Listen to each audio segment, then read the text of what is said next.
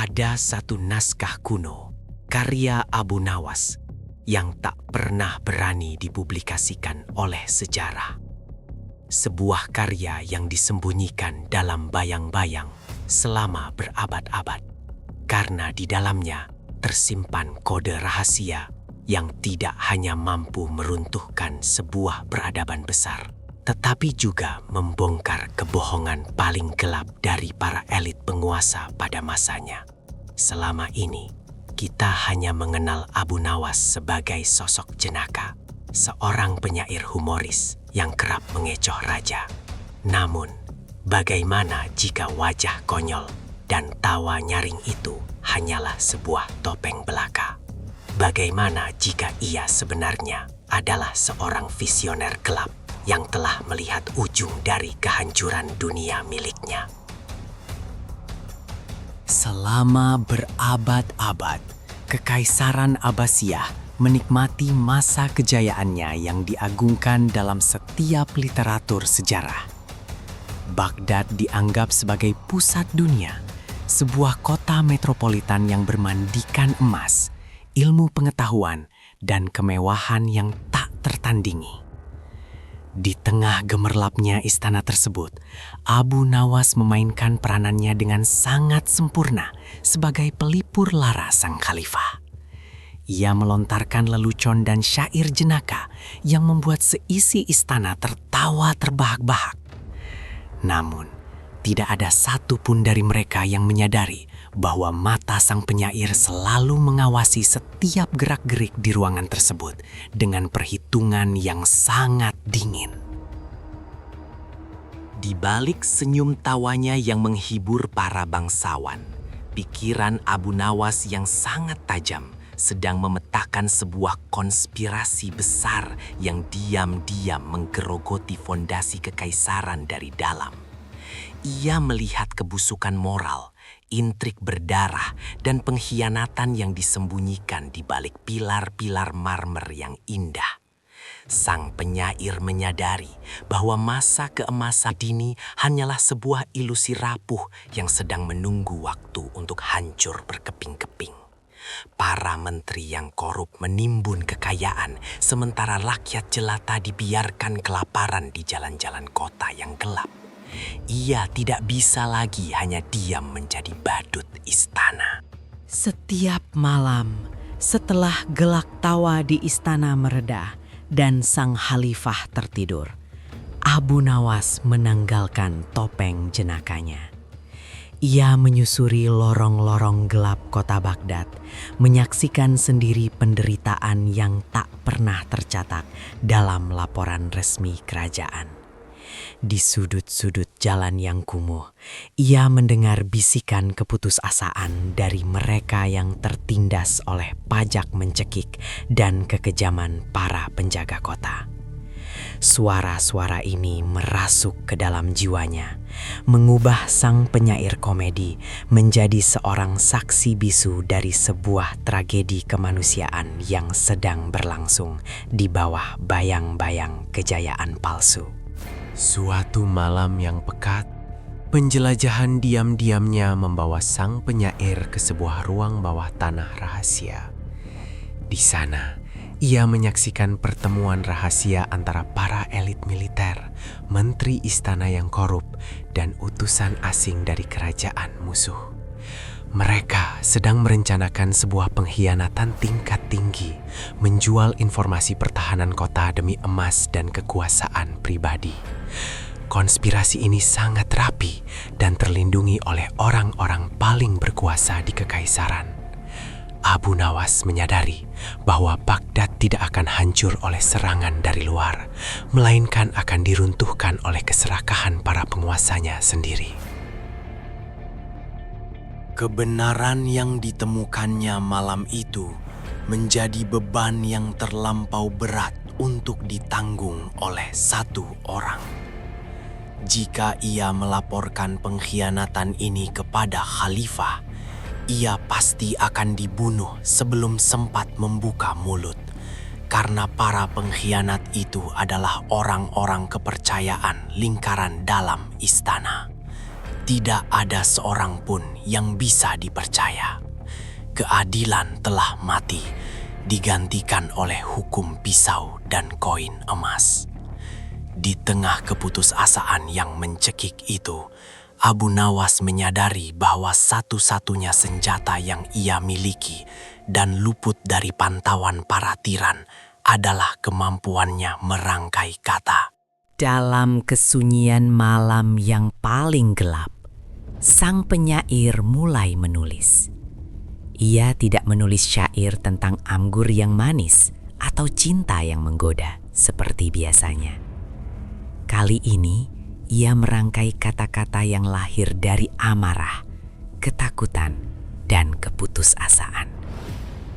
Bait demi bait yang tercipta malam itu adalah sebuah kutukan, sebuah ramalan gelap tentang nasib tragis yang akan menimpa kekaisaran. Ia menyusun sebuah antologi puisi rahasia yang kelak dikenal oleh segelintir orang dalam sejarah bawah tanah sebagai syair terlarang. Sebuah teks yang membawa aura kematian bagi siapapun yang membacanya. Abu Nawas bukanlah orang bodoh. Ia tahu betul bahwa tulisan pemberontakan yang terang-terangan akan langsung membawanya ke tiang gantungan. Oleh karena itu, ia mengenkripsi setiap informasi, setiap nama, dan setiap rencana busuk para elit penguasa ke dalam metafora yang sangat rumit. Ia menggunakan bahasa astronomi kuno, legenda makhluk gaib, dan alkimia sebagai sandi. Bagi mata yang tidak terlatih, puisi-puisi ini hanyalah racauan seorang pemabuk yang kehilangan akal sehatnya. Namun, bagi mereka yang memegang kunci sandinya, syair ini adalah peta jalan menuju kebenaran paling mengerikan di zamannya. Semakin dalam ia menulis, semakin kuat visi kehancuran yang menghantui pikirannya. Abu Nawas seolah-olah ditarik keluar dari dimensi waktu, melihat ke masa depan di mana perpustakaan agung kebanggaan kota hangus terbakar menjadi abu dan jalanan berubah menjadi sungai mayat. Pikirannya melampaui batas kewarasan saat ia merasakan panasnya api yang meruntuhkan menara-menara istana yang megah.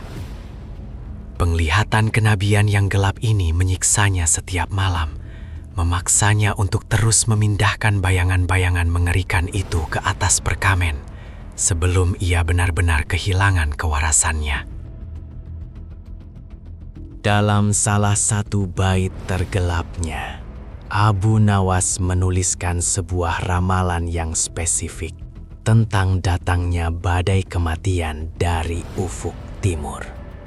Ia tidak menyebutkan nama bangsa penakluk tersebut, namun metafora yang digunakannya merujuk pada pasukan tanpa belas kasihan yang akan menghapus peradaban mereka dari peta dunia. Bangsa Mongol. Ratusan tahun sebelum invasi mengerikan Hulagu Khan benar-benar terjadi dan meratakan Baghdad dengan tanah, sang penyair telah melihat bayangan kuda-kuda perang yang menginjak-injak tengkorak kebanggaan kekaisaran. Peringatan yang disandikan dalam puisi tentang angin hitam dan pasir yang terbakar. Ramalan berikutnya yang tertuang dalam naskah itu adalah gambaran tentang sungai kehidupan mereka, Sungai Tigris, yang berubah menjadi hitam dan merah. Ia menuliskan, ketika air mata kebijaksanaan dibuang untuk menghapus noda pengkhianatan, air akan berubah pekat seperti malam, lalu diwarnai oleh senja yang menetes dari leher para raja. Ini adalah prediksi akurat tentang jutaan buku dari Baitul Hikmah yang dibuang ke sungai oleh pasukan Mongol hingga airnya menghitam oleh tinta dan kemudian memerah oleh darah para penduduk yang dibantai. Kesedihan mendalam menguasai jiwa sang penyair saat menuliskannya. Namun, Bagian paling berbahaya dari kumpulan syair terlarang itu bukanlah tentang serangan musuh dari luar, melainkan terbongkarnya identitas sang pengkhianat utama. Abu Nawas menyusun bait-bait khusus yang secara implisit menunjuk pada garis keturunan para menteri yang akan terus berkhianat turun-temurun, hingga pada akhirnya membuka gerbang kota secara sukarela untuk musuh. Tulisan ini memuat detail rahasia mengenai ruang harta tersembunyi istana dan perjanjian kotor yang telah ditandatangani di ruang bawah tanah. Siapapun yang memahami sandi ini memegang kunci untuk menghancurkan legitimasi para penguasa. Tidak peduli seberapa rapi suatu rahasia disimpan, akan selalu ada celah bagi kegelapan untuk terungkap ke permukaan. Kelelahan mental dan fisik yang ekstrim membuat kewaspadaan Abu Nawas menurun drastis. Di suatu malam yang dingin, saat berjalan menyusuri lorong istana setelah pertunjukan komedinya, secarik draft kasar dari syair terlarang itu tanpa sengaja terjatuh dari balik lipatan jubahnya. Sebuah kecerobohan kecil yang akan memicu rangkaian peristiwa paling mematikan dalam hidup sang penyair dan memaksa sejarah untuk menutupi keberadaan naskah aslinya selama-lamanya. Kertas perkamen yang berisi rangkaian sandi mematikan itu ditemukan oleh salah satu mata-mata rahasia Wazir Agung Istana. Awalnya, sang mata-mata mengira itu hanyalah coretan iseng sang pelawak. Namun, insting pembunuhnya merasakan ada yang tidak beres dengan susunan kata-kata gaib dan simbol astrologi yang tidak lazim tersebut. Kertas itu segera dibawa ke hadapan para cendekiawan kegelapan yang bekerja diam-diam untuk para menteri korup. Di sanalah proses dekripsi atas karya monumental Abu Nawas dimulai, membawa ancaman nyata bagi nyawa sang penciptanya. Ketika para ahli sandi istana berhasil memecahkan makna tersirat dari secarik kertas tersebut, kepanikan luar biasa segera melanda lingkaran elit penguasa. Mereka menyadari bahwa badut istana yang selama ini mereka anggap remeh ternyata mengetahui seluruh rahasia kotor, pengkhianatan, dan konspirasi yang mereka bangun dengan darah. Amarah sang wazir meledak. Perintah rahasia segera dikeluarkan malam itu juga dengan satu tujuan tunggal. Temukan sisa naskah tersebut, hancurkan setiap lembarannya tanpa sisa, dan pastikan mulut sang penyair dibungkam untuk selamanya. Perburuan pun dimulai. Pasukan pembunuh bayaran khusus dikerahkan secara diam-diam, berpatroli menyisir setiap sudut kota Baghdad dalam kegelapan malam. Mereka bergerak seperti bayangan, tanpa suara, menanyai para informan bawah tanah dengan siksaan pedih untuk mengetahui lokasi persembunyian rahasia Abu Nawas. Udara malam itu terasa sangat pekat oleh aroma kematian. Sang penyair menyadari bahwa waktunya sudah hampir habis. Ia harus segera mengamankan warisan tergelapnya sebelum tangan-tangan berdarah para tiran itu berhasil merampas dan memusnahkan kebenaran yang telah ia tulis dengan penderitaan. Tempat persembunyian rahasia, tempat ia menulis syair-syair kutukannya, akhirnya ditemukan. Pasukan istana mendobrak masuk, menghancurkan perabotan, merobek bantal-bantal, dan membalikkan lantai kayu mencari naskah yang dikabarkan dapat menjatuhkan kekuasaan mereka. Beruntung, Abu Nawas telah menyadari kedatangan mereka lebih awal dan bersembunyi di ruang sempit di atas langit-langit palsu kamarnya. Ia menahan napas, menyaksikan dengan rasa putus asa bagaimana tulisan-tulisan filsafat dan puisi cinta miliknya yang tidak bersalah dihancurkan tanpa ampun oleh para utusan kegelapan tersebut. Mereka mengumpulkan semua gulungan perkamen yang mereka temukan di kamar itu, baik yang kosong maupun yang berisi naskah yang belum selesai disandikan, lalu melemparkannya ke dalam perapian yang menyala. Sang penyair harus menyaksikan dengan mata kepalanya sendiri bagaimana sebagian karya agungnya berubah menjadi abu hitam yang berterbangan ke udara. Beruntung, intisari utama dari syair terlarang yang berisi rahasia terbesar dan ramalan keruntuhan telah ia sembunyikan di tempat lain yang tak akan pernah bisa dijangkau oleh pedang maupun api para prajurit istana. Untuk menyelamatkan nyawanya dan memastikan naskahnya tetap hidup, Abu Nawas mengambil keputusan paling ekstrim dalam hidupnya. Ia mulai berkeliling kota dan menampilkan pertunjukan kegilaan yang sangat meyakinkan. Ia memakan tanah, berbicara dengan hewan, dan tertawa histeris tanpa alasan di tengah pasar. Sandiwara ini dirancang sedemikian rupa agar para penguasa mengira bahwa otaknya telah benar-benar rusak, meruntuhkan kecurigaan bahwa ia adalah ancaman intelektual yang berbahaya. Sebuah trik manipulasi psikologis tingkat tinggi yang memaksa sejarah mencatatnya sebagai sosok yang eksentrik dan jenaka. Di balik perlindungan topeng kegilaannya, Abu Nawas secara diam-diam menghubungi sekelompok kecil murid rahasia yang paling ia percayai. Ia menyadari bahwa tinta di atas kertas dapat dibakar dan dihancurkan oleh waktu. Oleh karena itu, ia mengubah metode penyimpanannya. Di ruangan bawah tanah yang dingin dan tersembunyi dari pandangan dunia, sang penyair memaksa murid-muridnya untuk menghafalkan bait demi bait dari syair terlarang itu ke dalam ingatan mereka secara mutlak, menjadikan pikiran manusia sebagai brankas teraman yang tak tersentuh oleh pasukan penguasa. Murid-murid inilah yang kelak membentuk sebuah persaudaraan rahasia penjaga syair kegelapan. Mereka menyebar ke berbagai penjuru dunia melalui jalur perdagangan kafilah di padang pasir, membawa serta ingatan fotografis tentang konspirasi penguasa dan ramalan keruntuhan Baghdad dalam kepala mereka. Sedangkan naskah perkamen aslinya yang berhasil diselamatkan diserahkan kepada seorang musafir misterius untuk diselundupkan keluar dari batas wilayah Kekaisaran Abbasiyah. Naskah itu memulai perjalanan panjangnya melintasi berabad-abad kerahasiaan, disembunyikan dari satu generasi elit penguasa ke generasi berikutnya. Dan sejarah pun membuktikan kebenaran yang mengerikan itu.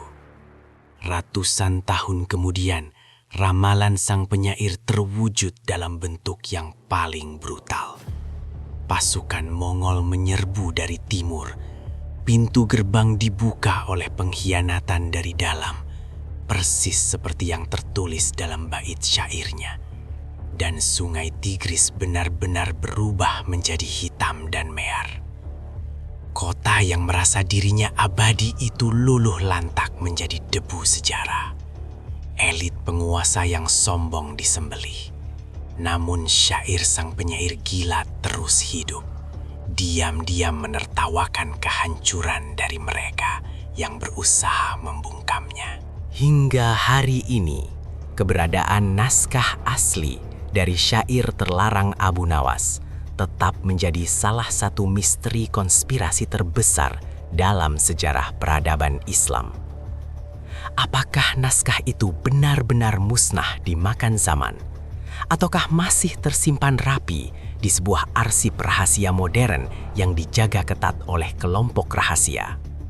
Yang pasti, sang penyair telah memperingatkan kita dengan sangat keras bahwa setiap kekaisaran yang dibangun di atas kebohongan mutlak dan penindasan rakyat pada akhirnya akan runtuh dari dalam. Dan bayangan Abu Nawas akan terus mengawasi, mengingatkan kita bahwa sejarah seringkali menyembunyikan kebenaran paling mematikan dalam wujud sebuah lelucon.